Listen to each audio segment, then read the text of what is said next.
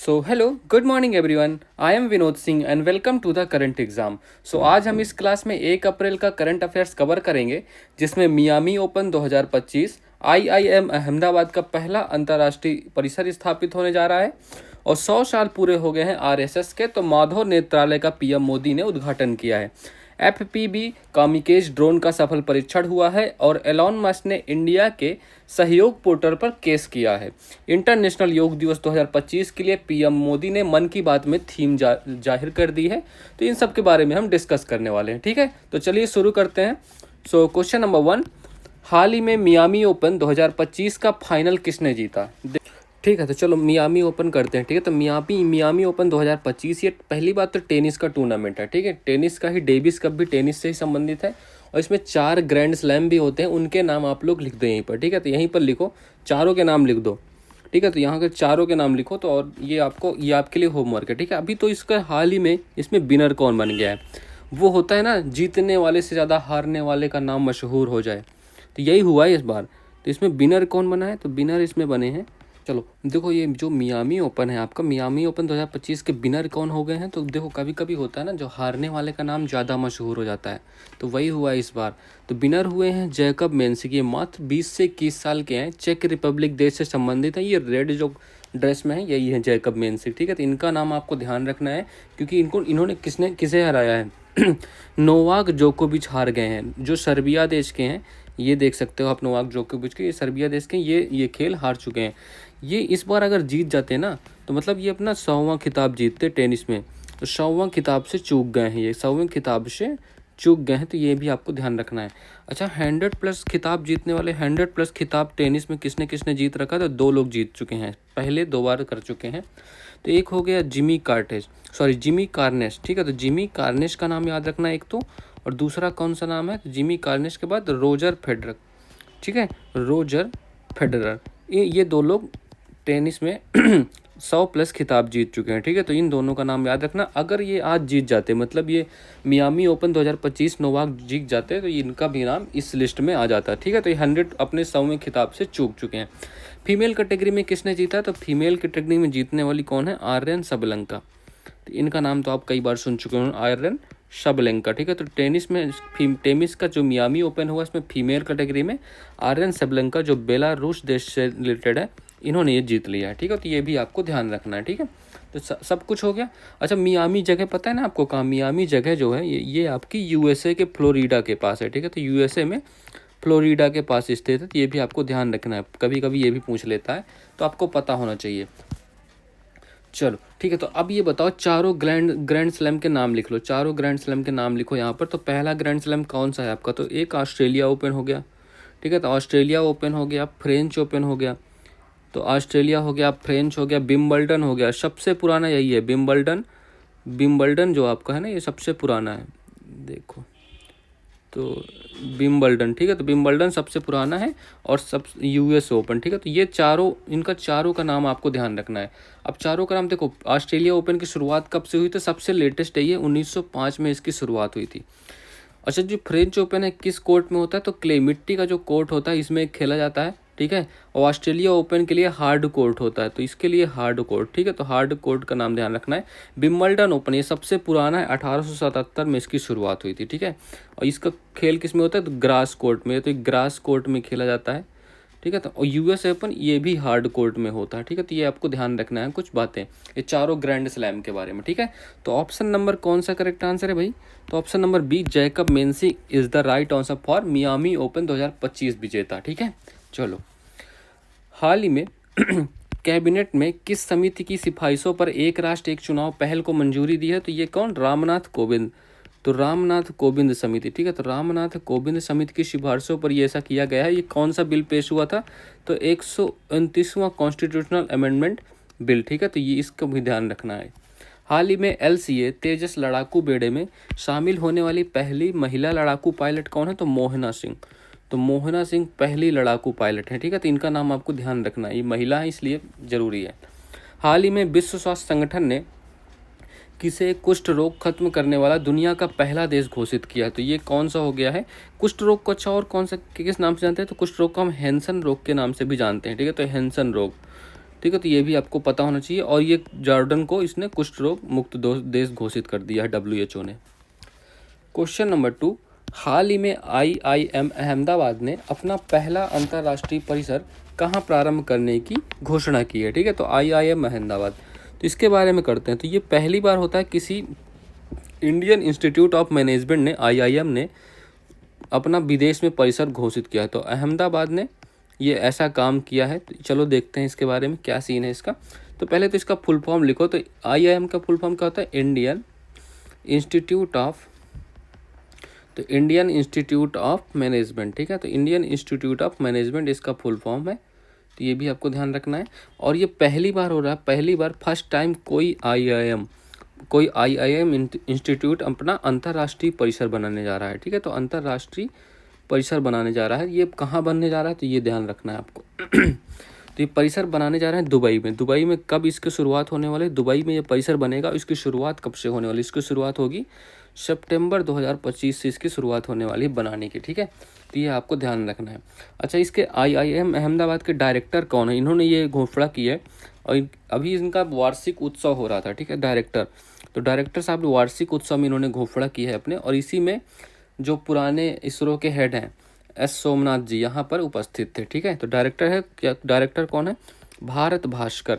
तो भारत भास्कर IIM के director हैं। ठीक है, तो IIM अहमदाबाद के डायरेक्टर। ओके, चलो अभी एक और परिसर बना था पहले। तो फर्स्ट IIT के बारे में बताओ। फर्स्ट IIT जिसने अपना ऑफशोर कैंपस बनाया बाहर। ठीक है, तो ऑफशोर कैंपस कहाँ बनाया है बताओ? ये तो ऑफशोर कैंपस इन्होंने बनाया था अपना IIT मद्रास ने। पहले IIT का नाम लिखो। तो IIT मद्रास ने अपना ऑफशोर कैंपस कहाँ बनाया? तंजानिया। तो तंजानिया जंजीबार। ठीक है, तंजानिया के पास जंजीबार में बनाया इन्होंने। तो ये भी आपको ध्यान रखना है। इसकी हेड कौन थी? तो प्रीति अगलायन। तो प्रीति अगलायन का नाम आपको याद होगा। अच्छा, IIT दिल्ली ने अपना कैंपस कहाँ बनाया है? तो IIT दिल्ली ने अपना कैंपस कहाँ बनाया है? दुबई में। ठीक है, तो दुबई में इन्होंने अपना कैंपस बनाया है। तो ये भी आपको ध्यान रखना है। ठीक है, तो option number C correct answer है, दुबई। ठीक है, तो IIM अहमदाबाद कहाँ स्थापित होगा अपना अंतर्राष्ट्रीय परिषद? दुबई में। चलो ठीक है, the first program at Dubai campus will be launched in September 2025। ठीक है, तो ये भी आपको ध्यान रखना है। वर्ष 2026 राष्ट्रमंडल खेलों की मेज़बानी कौन करने जा रहा है? तो ये ग्लासगो में होगी इसके खेल। ठीक है, तो ग्लासगो में होने वाले हैं ये खेल। हाल ही में बंदरगाह, नौवहन और जलमार्ग मंत्रालय ने किसे अपना नया ब्रांड एम्बेसडर नियुक्त किया है? तो मनु भाकर को। ठीक है, तो मनु भाकर का नाम जानते हो ना, अब ये शूटिंग की प्लेयर हैं। हाल ही में केंद्र शासित प्रदेश दिल्ली की चौथी महिला मुख्यमंत्री किसे नियुक्त किया गया? रेखा गुप्ता को। तो रेखा गुप्ता को नियुक्त किया गया। भाई हाल ही में इन्होंने बजट पेश किया। बजट कितने का था? 1 लाख करोड़ का। 1 लाख करोड़ का बजट पेश किया था। तो ये भी आपको ध्यान रखना। 5 रुपये में खाना मिलने वाला भरपेट, है ना, ये आपको पता है ना।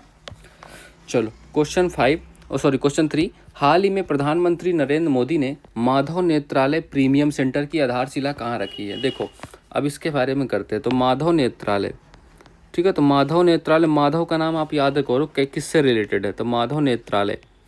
ठीक है, तो माधव नेत्रालय प्रीमियम सेंटर ये खुलने वाला है। और इसके उद्घाटन कौन करने वाला है? तो किसने किया है?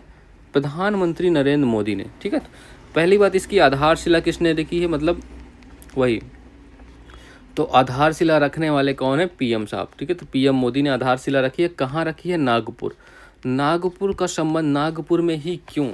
क्योंकि देखो क्या हुआ था, ये माधव कौन है ना, माधव RSS के हेड थे, RSS एक्स हेड थे।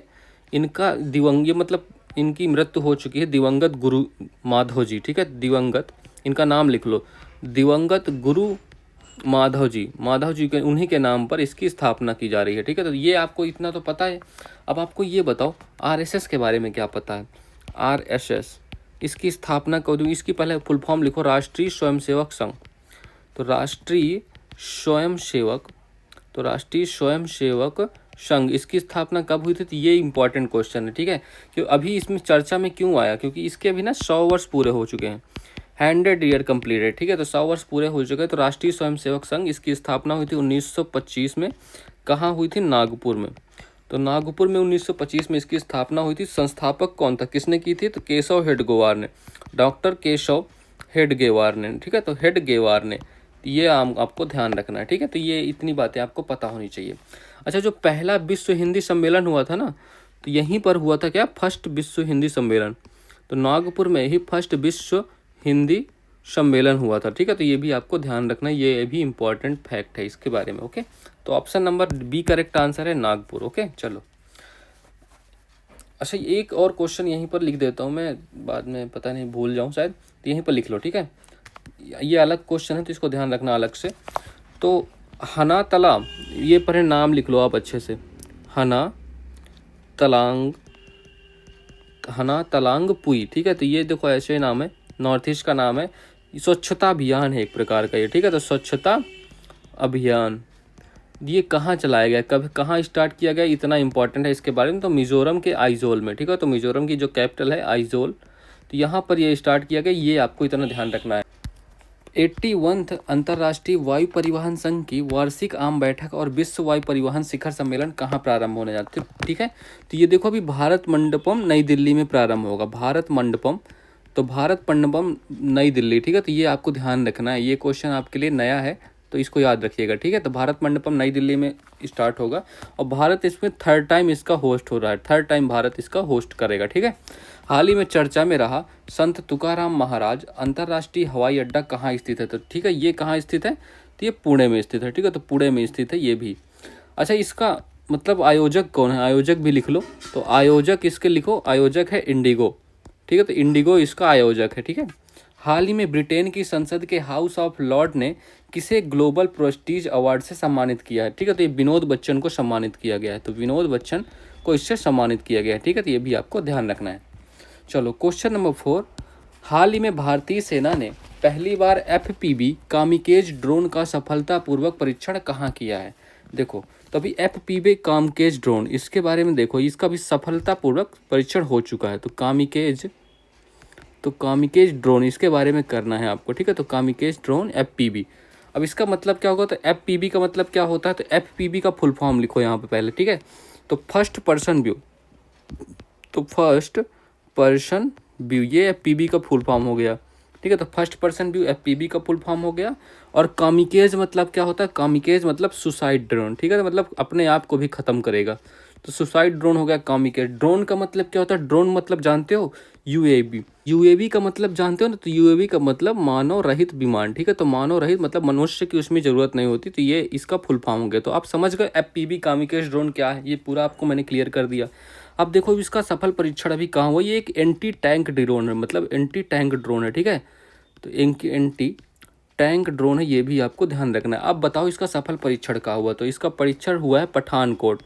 तो पठानकोट कहाँ है आपका, पंजाब। तो पठानकोट पंजाब में इसका सफल परीक्षण किया है। और इसका विकास किसने किया था, तो विकास इसके करने वाला कौन है, DRDO। तो DRDO ने इसका विकास किया है। और ये इसका उद्देश्य क्या था, मतलब इसको विकसित करने का उद्देश्य क्या था, तो आधुनिक ड्रोन युद्ध में भारत की क्षमता बढ़ाना। तो आधुनिक जो ड्रोन युद्ध चल रहा है, मतलब अब ड्रोन का ज़माना है, मतलब है ना, जन धन की हानि ना हो, तो आधुनिक ड्रोन युद्ध में भारत की जो क्षमता है, भारत की क्षमता है, तो भारत की क्षमता का विकास करना या बढ़ाना। ठीक है, तो ये आपको ध्यान रखना है। तो option number B correct answer है पंजाब। ठीक है, चलो इतनी बातें आपको ध्यान रखना है इसके बारे में। ठीक है, चलो, हाल ही में संयुक्त राष्ट्र ने भारत को किस क्षेत्र में बेहतर कार्य करने के लिए अनुकरणीय देश माना, अनुकरणीय देश माना। ठीक है, तो अनुकरणीय देश माना, ये किस क्षेत्र में काम किया है भारत ने, तो बाल जो मृत्यु दर है, तो 2000 से बाल मृत्यु दर में कितनी कमी आई है भारत में, तो बाल मृत्यु दर में कमी आई है कितनी, 70%। ठीक है, तो 70% की कमी आई है। और ऐसे कौन से देश है जो इस श्रेणी में है, एक आपको भारत तो हो गया, भारत हो गया। ठीक है, तो भारत हो गया, नेपाल हो गया, भारत नेपाल, और घाना देश भी हो गया, घाना, और कौन सा है, बुरुंडी और सेनेगल। ठीक है, तो बुरुंडी एंड सेनेगल, तो ये सब कंट्री इसी श्रेणी में आते हैं। ठीक है, तो इनका नाम आपको ध्यान रखना है। हाल ही में लू या हीट वेव को प्राकृतिक आपदा किसने घोषित किया, तो ये मध्य प्रदेश ने, तो मध्य प्रदेश ने ऐसा घोषणा की है। हाल ही में 25वां लाल बहादुर शास्त्री राष्ट्रीय उत्कृष्टता पुरस्कार किसे मिला है, राजश्री बिरला को। तो राजश्री बिरला को ये पुरस्कार मिला, तो ये भी आपको पता होना चाहिए। क्वेश्चन नंबर 5, हाल ही में एलोन मस्क की एक्स ने IT अधिनियम 2000 की धारा 79 के तहत भारत सरकार के किस ऐप या पोर्टल के विरुद्ध मुकदमा दायर किया है। देखो अभी क्या हुआ है, एक्स जो कंपनी है, एक्स कंपनी किसकी है, एक्स कंपनी किसकी है, एलोन मस्क भाई साहब की। ठीक है, तो एलोन मस्क, अब इन्होंने केस कर दिया है भारत के ऊपर। ठीक है, कैसे केस किया है, तो इन्होंने कहा है कि एक सहयोग पोर्टल है, ये जो आपका सहयोग पोर्टल है ना, सहयोग पोर्टल का काम क्या होता है, पहले सहयोग पोर्टल के बारे में जानते हैं, फिर मैं आपको केस समझाता हूँ। ठीक है, तो सहयोग पोर्टल जो है इसके खिलाफ इन्होंने केस किया है।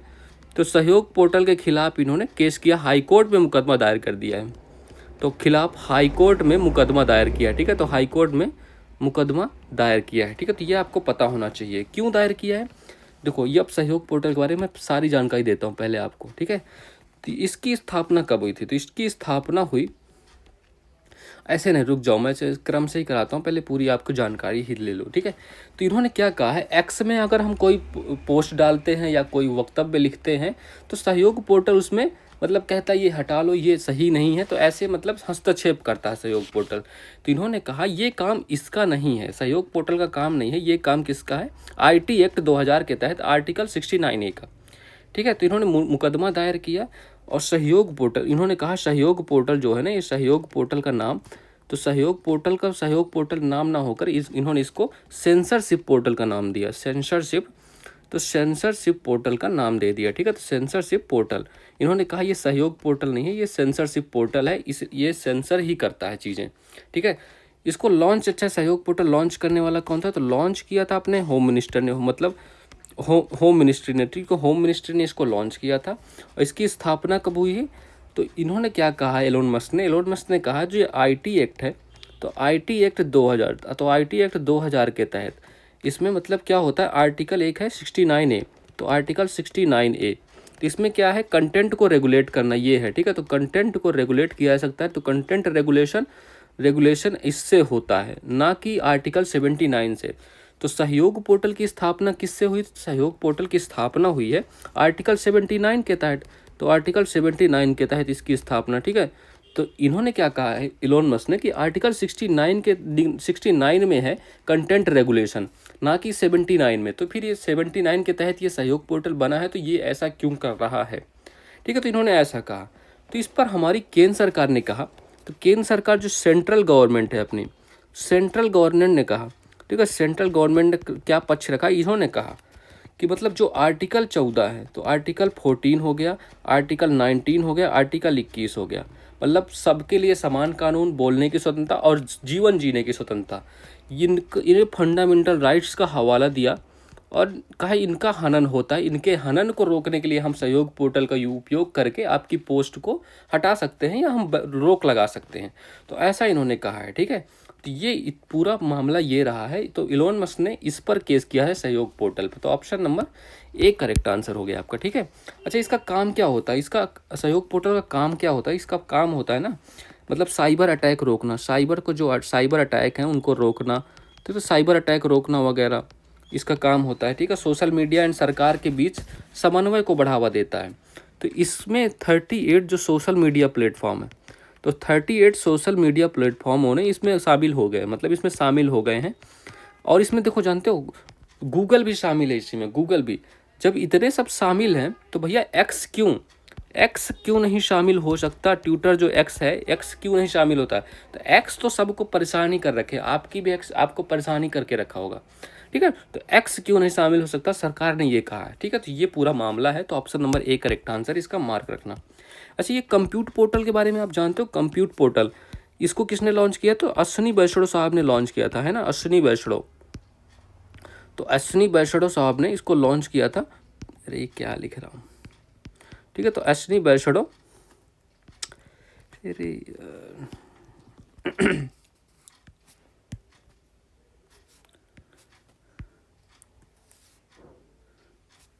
ठीक है, देखो कंप्यूट पोर्टल किसने लॉन्च किया था, तो ये कंप्यूट पोर्टल लॉन्च करने वाले थे अश्विनी वैष्णव। ठीक है, तो अश्विनी वैष्णव साहब ने इसको लॉन्च किया था AI के यूज को बढ़ावा देने के लिए। ठीक है, तो AI यूज के लिए बढ़ावा देने के लिए ये भी लॉन्च होता है, तो ये भी आपको ध्यान रखना है। ठीक है, अगर ये क्वेश्चन समझना हो इसको आप बैक करके फिर से देख लेना, पूरा समझ आ जाएगा आपको, डोंट वरी।